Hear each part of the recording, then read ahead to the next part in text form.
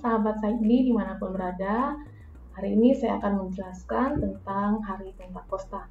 Saya ingin berbagi apa yang saya tahu dan saya harap setiap kita semakin mencintai kebenaran, semakin mengasihi Tuhan dan hidup di dalam kebenaran. Nah, sebelumnya kita belajar mengenai Pentakosta, kita berdoa terlebih dahulu. Mari kita berdoa.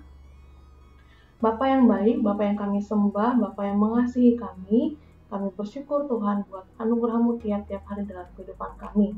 Hari ini Tuhan kami mau bersama-sama mengenal Engkau dalam firman Tuhan tentang hari Pentakosta. Kiranya setiap kami yang mendengarkan channel ini sungguh boleh mengerti kebenaran akan firman Tuhan dan kami semakin hidup sesuai dengan kehendak-Mu ya Tuhan. Kuduskan kami, hamba-Mu yang menyampaikannya Tuhan urapi, sehingga firman Tuhan tersampaikan, kebenaran Tuhan dinyatakan, nama Tuhan dipermuliakan, dan setiap kami semakin mengenal Tuhan. Di doa kami Tuhan, kami mohon bimbingan Roh Kudus kepada kami semua mencerahkan setiap kami. Di dalam nama Tuhan Yesus kami berdoa. Amin. Ya saudara yang terkasih, beberapa hari lagi kita akan merayakan Hari Pentakosta. Ya, sebagai orang percaya, saya yakin bahwa kita semua tahu apa itu Hari Pentakosta. Ya, Hari Pentakosta itu adalah sebenarnya dalam Pentakosta ada dua sejarah besar yang terjadi pada hari itu, hari yang bersamaan. Sejarah apa itu? Yang pertama adalah hari di mana Allah, di mana Tuhan Yesus yang sudah berjanji kepada murid-muridnya bahwa Roh Kudus akan turun kepada setiap orang percaya, itu terjadi. Nah, kalau kita melihat dalam Kisah Para Rasul 1 ayat 7, ketika Yesus akan naik berangkat ke sorga, dia berjanji kepada murid-muridnya, demikian firman Tuhan. Tetapi kamu akan menerima kuasa kalau Roh Kudus turun ke atas kamu, dan kamu akan menjadi saksiku di Yerusalem dan di seluruh Yudea dan Samaria dan sampai ke ujung bumi. Saudara yang terkasih, ini adalah janji Allah, janji Tuhan Yesus kepada setiap murid-muridnya, kepada setiap orang yang percaya. Kamu akan menerima kuasa kalau Roh Kudus turun ke atas kamu. Artinya apa? Artinya bahwa manusia akan menerima kuasa, akan memiliki kuasa kalau Allah itu ada dalam diri dia. Kalau Allah dalam rupa Roh Kudus itu ada dalam diri dia. Nah, saudara yang terkasih, inilah hari Pentakosta. Dari masa kenaikan Tuhan Yesus sampai akhirnya murid-murid di dalam Alkitab, kalau kita membuka dalam Kisah Para Rasul pasal 2, ya, ayat yang pertama dikatakan, ketika tiba hari Pentakosta, semua orang percaya berkumpul di satu tempat. Tiba-tiba turunlah dari langit suatu bunyi seperti tiupan angin keras yang memenuhi seluruh rumah di mana mereka duduk. Dan tampaklah kepada mereka lidah-lidah seperti nyala api yang bertebaran dan hinggap pada mereka masing-masing. Maka penuhlah mereka dengan Roh Kudus, lalu mereka mulai berkata-kata dalam bahasa-bahasa lain seperti yang diberikan oleh Roh itu kepada mereka untuk mengatakannya. Nah, saudara yang terkasih, apa itu hari Pentakosta? Hari Pentakosta adalah hari di mana Roh Kudus turun atas setiap orang percaya. Nah, kalau kita melihat keutuhan Alkitab, Perjanjian Lama adalah era di mana Allah menyatakan dirinya secara langsung lewat sejarah bangsa Israel. Yang kedua, Perjanjian Baru adalah era di mana Allah, Tuhan Yesus, datang sebagai manusia, lahir, kemudian dia menyatakan karya-karyanya, hingga kemudian dia mati, lalu dia bangkit dan naik ke surga. Era Perjanjian Baru. Lalu yang ketiga, nah ini adalah era Roh Kudus. Ya, era Roh Kudus di mana Allah dalam rupa Roh Kudus turun untuk menguasai, menolong, membimbing, menyertai setiap orang percaya. Nah, pertanyaan yang sering timbul adalah, apakah peristiwa fenomena, khususnya fenomena-fenomena yang terjadi di hari Pentakosta ini dapat terulang lagi di zaman sekarang? Nah, saudara yang terkasih, kalau kita berpikir, memangnya ada apa di hari Pentakosta dalam Kisah Para Rasul? Nah, fenomena yang terjadi di hari Pentakosta ini memang sangat luar biasa. Ya, kita melihat di sini, ayat yang ketiga, tampaklah kepada mereka lidah-lidah seperti nyala api yang bertebaran. Wow, ya, ada lidah seperti nyala api bertebaran hingga pada mereka masing-masing. Itu yang pertama. Lalu yang kedua, penuhlah mereka dengan Roh Kudus, lalu mereka mulai berkata-kata dalam bahasa-bahasa lain. Bahasa apa? Nah, pada waktu itu ketika mereka sedang dikuasai Roh Kudus, mereka sedang berkata-kata dalam bahasa lain. Nah, di luar dari ruangan mereka itu ada orang-orang yang mendengarkannya. Mereka kaget. Kalau kita melihat dalam ayat yang ke-7 mengatakan, lah, bukankah mereka ini orang Galilea? Bagaimana mungkin kita masing-masing mendengar mereka berkata-kata dalam bahasa kita sendiri, yaitu bahasa yang kita pakai, kita orang Partia, Media, Elam, dan sebagainya. Artinya apa? Setiap murid-murid yang dilingkupi oleh kuasa Roh Kudus itu berkata-kata dalam bahasa-bahasa yang bukan bahasa mereka, tapi bahasa-bahasa yang didengar oleh orang lain. Jadi Bapak Ibu yang terkasih, saudara yang terkasih, ketika mereka sedang dikuasai Roh Kudus, mereka itu berbicara bahasa manusia, bukan bahasa yang tidak dimengerti oleh manusia, tetapi bahasa manusia. Seperti saya orang Indonesia, tiba-tiba saya bisa berbicara dalam bahasa negara lain, di mana di luar saya ada orang itu yang mendengarkannya. Nah, ini perlu kita perhatikan baik-baik.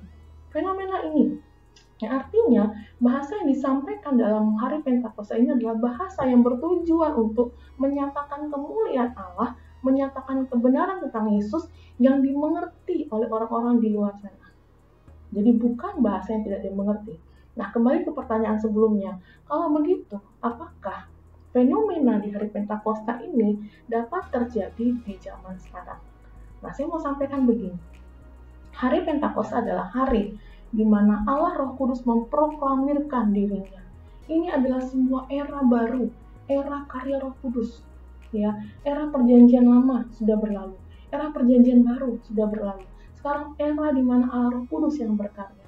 Ini adalah sebuah peristiwa proklamasi karya Roh Kudus. Ya, jadi kalau dibilang apakah hari Pentakosta dapat terjadi lagi, saya mau katakan tidak bisa. Ya, tetapi kalau fenomenanya ketika itu karunia Roh Kudus yang diberikan oleh Allah Roh Kudus kepada orang percaya, itu bisa terjadi. Jadi Bapak Ibu, saudara yang terkasih, Pentakosta adalah sebuah hari di mana era baru Roh Kudus itu dinyatakan kepada orang percaya. Jadi kalau sekarang kita berpuasa meminta Roh Kudus hadir kepada kita seperti zaman Pentakosta, apakah benar? Pertanyaan saya, apakah perlu? Roh Kudus sudah hadir, Roh Kudus sudah diproklamirkan, Roh Kudus sudah ada. Tinggal kita buka hati kita. Itu adalah pekerjaan Allah Tritunggal. Bukan hati kita yang memaksa itu masuk kepada kita. Jadi untuk apa? Ya, merayakannya benar. Tapi ketika kita akhirnya menghendaki fenomena seperti ini terjadi, itu yang untuk apa tujuannya? Ya. Nah, yang berikutnya, Bapak Ibu yang terkasih, kalau kita melihat setelah para murid, para rasul dikuasai oleh Roh Kudus dan terjadi fenomena seperti ini, apa yang terjadi? Di luar sana banyak orang yang, wah mungkin mereka kena mabuk anggur. Tapi kemudian, apa yang terjadi? Murid-murid Petrus berdiri. Lalu Petrus ngapain? Apakah dia berbahasa yang tidak dimengerti? Tidak. Setelah dia dikuasai Roh Kudus, setelah dia mengucapkan bahasa-bahasa lain, kemudian dia keluar lalu dia berkhotbah. Dia berkhotbah mengenai apa? Dia berkhotbah mengenai kebenaran firman Tuhan. Dia menjelaskan bahwa apa yang terjadi pada mereka itu sudah dinubuatkan oleh Nabi Yoel. Lalu dia berkhotbah, kalau kita melihat ayat yang ke-14 sampai ayat yang ke-40. Di sini menjelaskan mengenai khotbah Petrus tentang Tuhan Yesus, bahwa Tuhan Yesus adalah Tuhan. Kematiannya, kebangkitannya sudah dinubuatkan dalam Alkitab. Bahkan Daud pun yang mereka agungkan, bangsa Israel agungkan, raja mereka sudah mati. Ya, tetapi Yesus bukan cuma mati, tapi dia sudah bangkit naik ke surga. Nah, Bapak Ibu yang terkasih, ketika orang banyak mendengar khotbah dari Petrus, apa yang terjadi? Banyak orang bertobat. Nah, saya mau sampaikan di sini. Inti Pentakosta adalah setiap murid dikuasai oleh Allah. Dikuasai oleh Allah Roh Kudus, memberikan mereka keberanian, memberikan mereka kuasa untuk menginjili. Isi penginjilannya apa? Tentang Tuhan Yesus. Akibatnya apa? Membawa orang-orang kepada kebenaran akan Tuhan Yesus. Membawa orang-orang diselamatkan kepada Tuhan Yesus, melalui Tuhan Yesus. Apa yang terjadi? 3.000 orang pada waktu itu memberi diri dibaptis.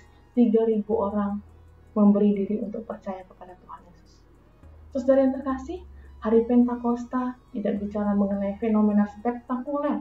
Itu memang terjadi, itu memang benar. Tetapi bukan itu titik poinnya. Titik poinnya adalah bagaimana karya Tuhan Yesus disampaikan dengan berani. Karya Tuhan Yesus dinyatakan lewat para rasul, lewat murid-murid kepada orang banyak. Kalau begitu, hari Pentakosta ini, apa yang kita peringati? Yang kita peringati adalah, yang pertama, bahwa Roh Kudus sudah datang untuk menolong setiap kita orang percaya. Apa yang kita takutkan lagi? Kuasa Allah yang sama yang menciptakan langit dan bumi, kuasa Allah yang sama yang mengalahkan maut, yang bangkit dari kematian, kuasa Allah yang sama itu sudah menyertai kita.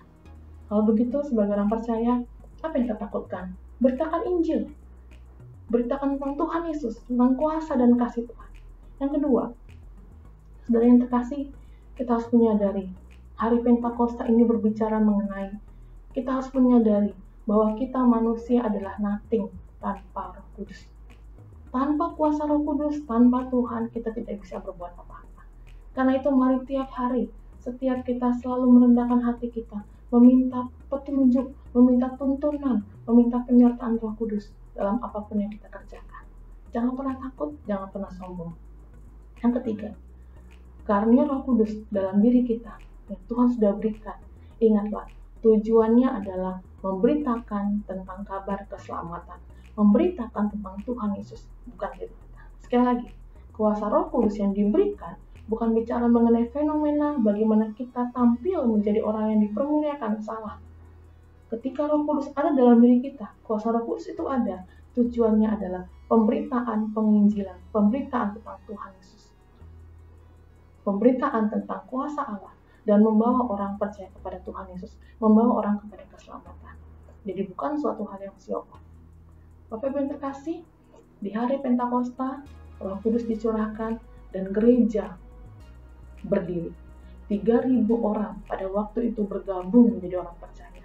Nah, hari ini kita akan sekali lagi merayakan hari Pentakosta. Bagaimana dengan diri kita? Mari kita merenungkan, apakah kuasa Roh Kudus sudah melingkupi kita? Apakah kuasa Roh Kudus sudah ada dalam diri kita dan Tuhan pakai kita untuk menyatakan keselamatan tentang Tuhan Yesus bagi orang lain? Bagaimana dengan hidup kita?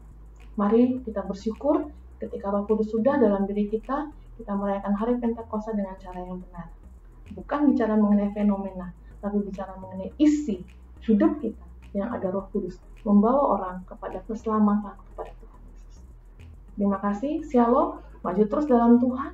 Jangan pernah patah semangat karena Tuhan mengasihi kita semuanya. Amin. Shalom. Tuhan berkati.